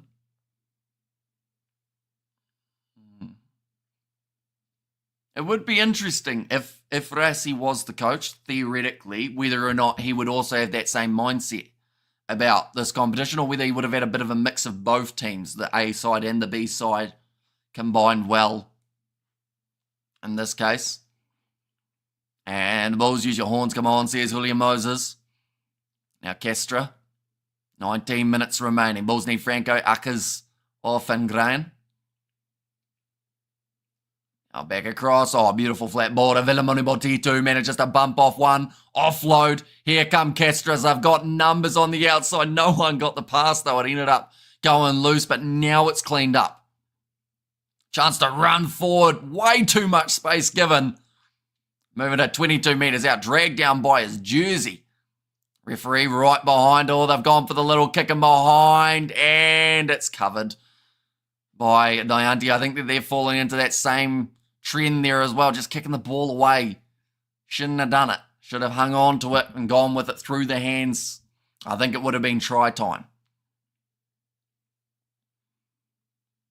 Yeah, that's a little bit high from the replacement 20, and then we're just going to see it there. Jack Goodhue was never winning a foot race, and then you got Nakarawa, the other man, a lock chasing after that ball. So really bad decision to kick from Castres. And a brilliant way to ruin a good move as well. They had all the momentum in the world. Not making the most of it. Currently on the halfway line, big run forward now coming from Papa Le'i. Going to be met by a very solid tackle attempt. The Bulls look like they're starting to slow in defence, though. Jack Goodhue with a great offload. Quick hands here from Ardron. Gets it to Shabuni. Bulls looking for the turnover. They've been told no hands. I guess the Bulls need the 10. Here's Eric. Or need a 10. Jack Goodhue now. Wide cutout pass. Finding the hands. Castres going on the outside. The big man on the wing. The captain staying in the field of play. 10 metres out from the line, short ball looping around. This is beautiful stuff. That was almost obstruction, and they're just short of the line by half a metre. This is their chance to break through. Going round the side, they're just talking about the chance that it could have been an obstruction play. Still just short. Less than a metre to go, and they're over the line. Castres score it. Barget, I think, is the man who has managed to score it. The left winger of everyone to expect to see in that scenario. You wouldn't expect him. One of the smallest players out there on the field, but it was good attack and play. The Bulls just caught a little bit lacking there. Defensively, maybe just giving them a little bit too much space to work with. And the ball was initially short. Then working their way over the try line for their second of the game, I believe it is. So now there's a chance for Castres to start looking towards a bonus point. 2 more tries would get them there. Or do they just look at a win? This kick is important. If it can go over, then they might look at a 3 just to really cement this one. Kick has gone over from Fernandez, so they will now lead 23 points to 10. Over the VODACOM Bulls. Like I said, they're still on target for the knockouts, but another 2 tries here would certainly help them get there. Babilo, very happy with it. This is heartbreaking. I'm going to go cook my rice. Here's Martin. Hopefully it does go well. The cooking of the rice. Looks like Barlow is off. Decent performance in that number 2 jersey when Casey out of Six Nations Ireland need a young 9 to step up. Ben Murphy has 3 tries at 9. For Connacht tonight, fingers crossed, says Jimbo. Downfield. Immelman now at the back. Going to kick this one up high. Chasing after it, slapped back by the Bulls. They are now back in position. Gourmedi having a run backwards there. Bulls have just had too many handling errors most of the time when they are starting to shift the ball. There it is again. The knock on. And it goes straight into the hands of Castres. Well, at least your mother's team won. There's a Bruce there. It's going to be kicked in behind from Castres. 2 knock-ons. So they will go back for the scrum in favour of Castres. Bulls just trying to find something. Looking for that pass, but it was actually only moments after I'd said that the Bulls, anytime they've had a decent attack, they seem to have a handling error. And it just kills the momentum. Cornell Smith back out there on the field. He did go off. Letebele, he will be the man who he replaces, and Jan Hendrik Vessels is off, and Van Sale will make his way on. Bulls will come in the game, watch out. Says William, well, they have to do it soon. 2 converted tries would get the Bulls the win if Castres don't score any other points. Whereas for Castres, 2 more tries for them would actually get them the winning bonus point, 5 points on the overall standings. I'm trying to work it away. I don't think there's any advantage just at this point. Vilamoni Botitu skipping sideways, puts the ball on the inside. He's a very hard man to take down, it would seem. Castres' replacement for their 14. Now, looks like they're ready to go for a box kick.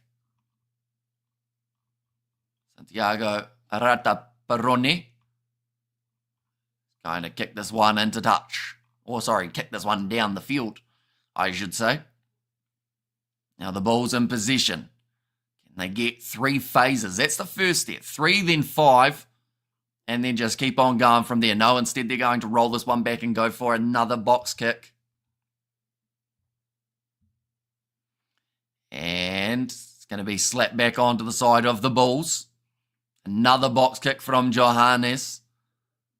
They're just trying to play territory at the moment, and it hasn't been working that well for the Bulls as of yet. Some brilliant stepping again from the young 22. Kicking back infield, finding some open space, waiting for the bounce of the ball, and it has been cleaned up.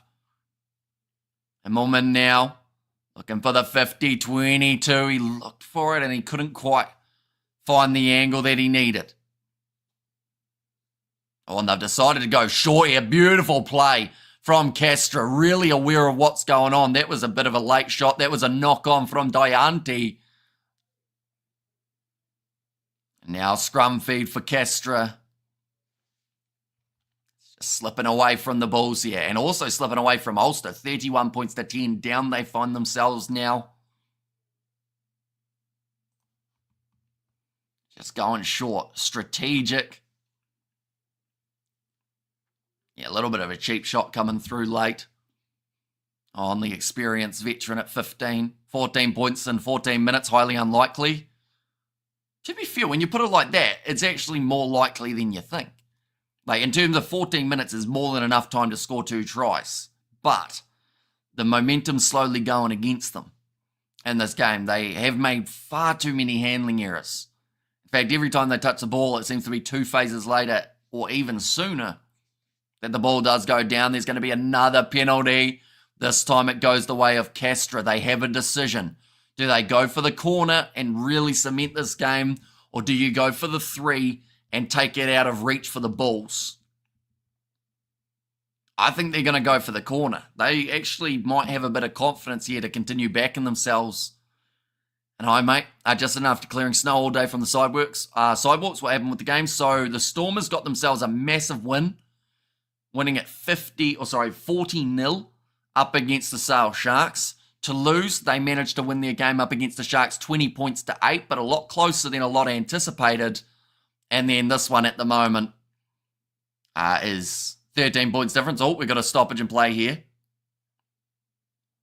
Looks like the line out has gone down. And then we also saw Munster beat Saracens. Stade Francais caused an upset up against Northampton Saints. Bottom of the table beat top of the table there. And then Bordeaux, they beat Exeter Chiefs comfortably. I think that's all the games. I think that's all of them. Vilamoni Botitu, he has been taken from the field for the last 10 minutes of this game. Looks like it is injury related. A line out throw here for Castres. Nicely claimed. And they will look for their rolling maul, which they are currently sitting stagnant. They will be told to use it once. Looks like they're committing, though. They do have to get rid of this one with Santiago Rataperoni. Now looping around. Oh, beautiful inside ball. Going back. Wide cutout pass. It's floating. Goes on the outside. Oh, did he score it or did he throw it at the line? I think it's going to be a try. Oh, and now there's a bit of push and shove too that is happening afterwards. And this is frustration for a young Bull side that just don't know how to handle getting beaten badly at the moment. And thanks, man. Way to go, Munster, says Dennis. Referee blowing the whistle at the moment. Trying to separate these players from doing something stupid. Emotions are running high.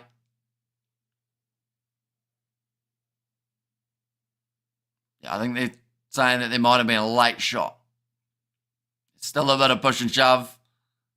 The halfback's jersey has been ripped. Rata Paroni. One team from South Africa won today are the Stormers from the Republic of Western Cape. How did the Lions go up against Montpellier? I haven't actually seen the result of that one in the Challenge Cup. Did they manage to get a win or... Right, they're just going to check this one. Challenge Cup, we'll have a look. Okay, 28 points to 5 loss. That's not ideal. Right, they're going to be going upstairs to check this grounding. My first initial reaction I thought was close to a knock-on. But then from there, I thought, well, that might just be because of how quickly he scored it. The momentum might look like... Right, we're about to see it, the best angle here. He's in position, in position, in position. He's done it. Scored the try. Brilliant work. And now that makes the score up to 28 points to 10 with a kick to come. Try and make it 30. Are they still on holiday, says Julian. Castres, for a game that was very close at halftime, it has completely been cut open in the way that they've been playing throughout the second half. They have looked like the much stronger side. The Bulls seem like they've run out of porridge. Now the kick with Theo Shabalny. And from the touchline, he has nailed it. 30 points to 10 now, a 20-point difference between these two sides. It's a very good inside ball, though, that came for Castres and opened up the looping around play. Yeah, I'm really not sure what started the scuffle. I'm a Stormer after this game, says Rian. Now kicked off again. Castres just inside of their 22, and they will feel a bonus point is on the cards. 8 minutes to score again. And if they do so, they will receive the full 5 points available from this game. The Bulls, I would say their Champions Cup is pretty much over. They might still make it through to the Challenge Cup if they can beat Stade Francais next week.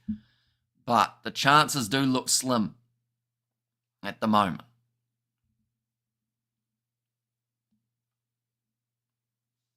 Like they're just mentioning, Castres chasing the bonus point now. Might have been a knock-on. The beautiful little flick pass out the back door.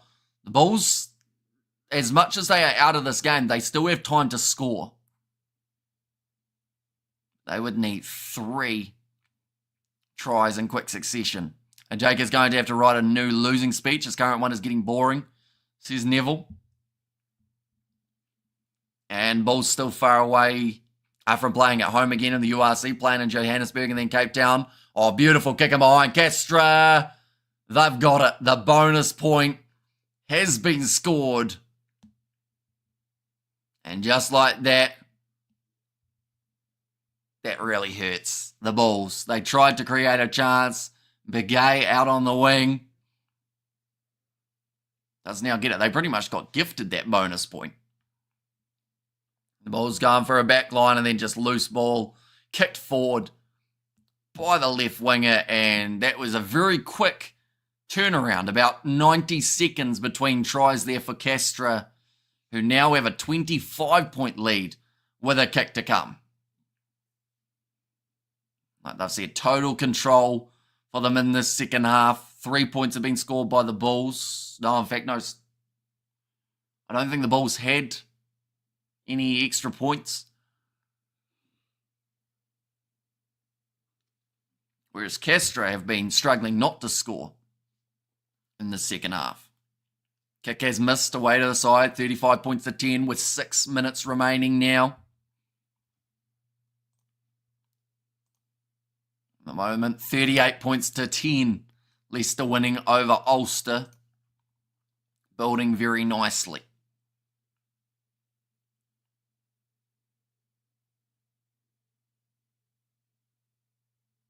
See there a lot of disappointed faces on the Bulls players. Well taken again by Castres, who have possession. I've got Saracens next week. Whereas the Bulls, they are going head there with Stade Francais. Thanks for yawning, it's contagious. See, there's a Bruce there. Well, to be fair, it is currently evening for you guys in South Africa, isn't it? So, probably not a mile off bedtime. Shifting it back to the right-hand side. And it's a good steal from Castres again. But taken back by the Bulls. A little bit of a seesaw there in that breakdown. I'm back and forth. Bulls now in Bruce Bapier. Bench just haven't really brought that much of an impact as of yet. And they're really running out of time to do so. Another big shot coming in and just hanging on to it once more. Bulls would love something from this one. A consolation try. Just a play that works. Another knock on by the Bulls. Stormers all win.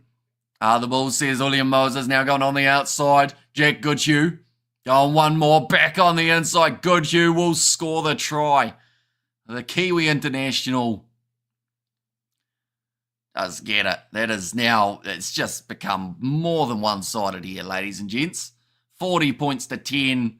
It's gone from being an almost respectable score to now being a disappointing finish for this Bulls outfit, who at the start of this game and at half-time looked like they had some sort of chance. But now it's just the question of how many.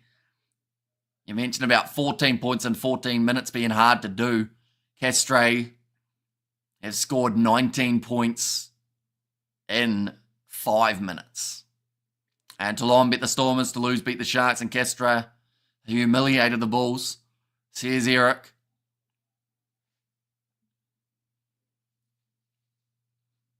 But this will really help the points differential as well for this Castres side. The kick is good, 42 points to 10, 32-point difference.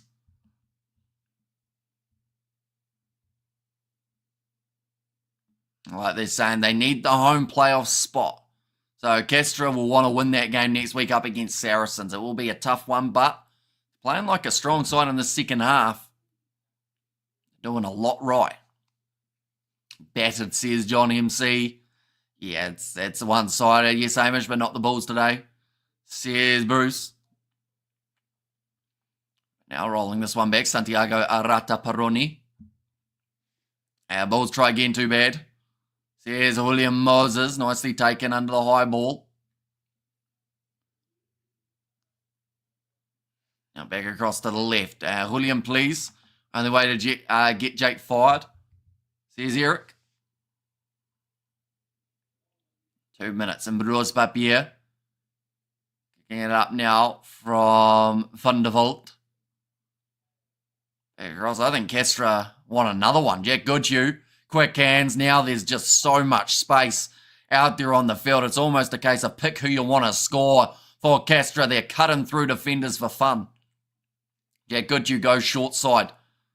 Gives it off to Leon Nakarawa. And yes, here's William Moses. Again, back to the right-hand side. Skip pass. Again, the space is there. Moving up to 22 metres out. Currently 90 seconds left, so more than enough time. Experimental team all right. Here's Bruce and Eric. The Stormers played against the B side of the Sharks. Here's Outlaw, little grubber. Bounces off the post, and it's another try. One of the Bulls players smacked into the post extremely hard, nowhere near the ball. And it's another one. It's going to be Remy Big 8 does score it again. And Leicester at the moment doing very nicely as well, up against Ulster 38-10. For anyone wondering what games we are going to be covering next week, we are hoping to cover Leinster versus La Rochelle tomorrow morning as well, I should mention. But next week we're going to be doing the Bulls versus Stade Francais. It's going to be one of the games we are covering. We are going to be also covering the match between Racing 92 and the Stormers. And then on the Monday, we will be doing Bordeaux versus Sharks. And possibly Toulouse versus Leicester, I think will be another good game to watch out for from those matches. Goodbye, Eric. You are a troublemaker. See you as Outlaw. But now 49 points to 10. Still time for one more kickoff in a game that it didn't look certain that they were going to get a bonus point. Here, Castres, they're going to close it out with a massive statement win over this Bulls side. 10-7 at half time. To then get 39 unanswered points. Castres, do they want another, or are they going to kick it into touch? Back into the pocket. They're going one more. They've decided that it's getting a little bit too easy. It was a bit of a rough kick, though, from the 15. Now it gives it back for the Bulls to have one last crack.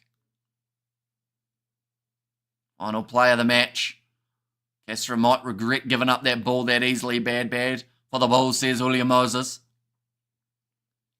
Oh, and there's obstruction. That's pretty much summarised the Bulls' day. They just haven't found the rhythm. But that happens when you make so many changes in a starting lineup and expect them all to gel with one performance under the belt. Maybe if the same side do take to the field next week, it could be a little bit different. But for now, Castres, brilliant second half. And what was close at halftime finishes not even close.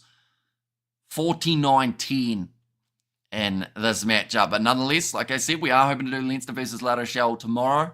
So if you are new, of course, be sure to leave a like and subscribe to the channel. Currently, that Leicester versus Ulster game is not a mile off finishing. I believe they've got another 6 minutes remaining and 38 points to 10 at the moment. Leicester also have got themselves the bonus point. But nonetheless, thank you all very much for tuning in. If you did enjoy, be sure to leave a like and subscribe. And I will see you all for the next one.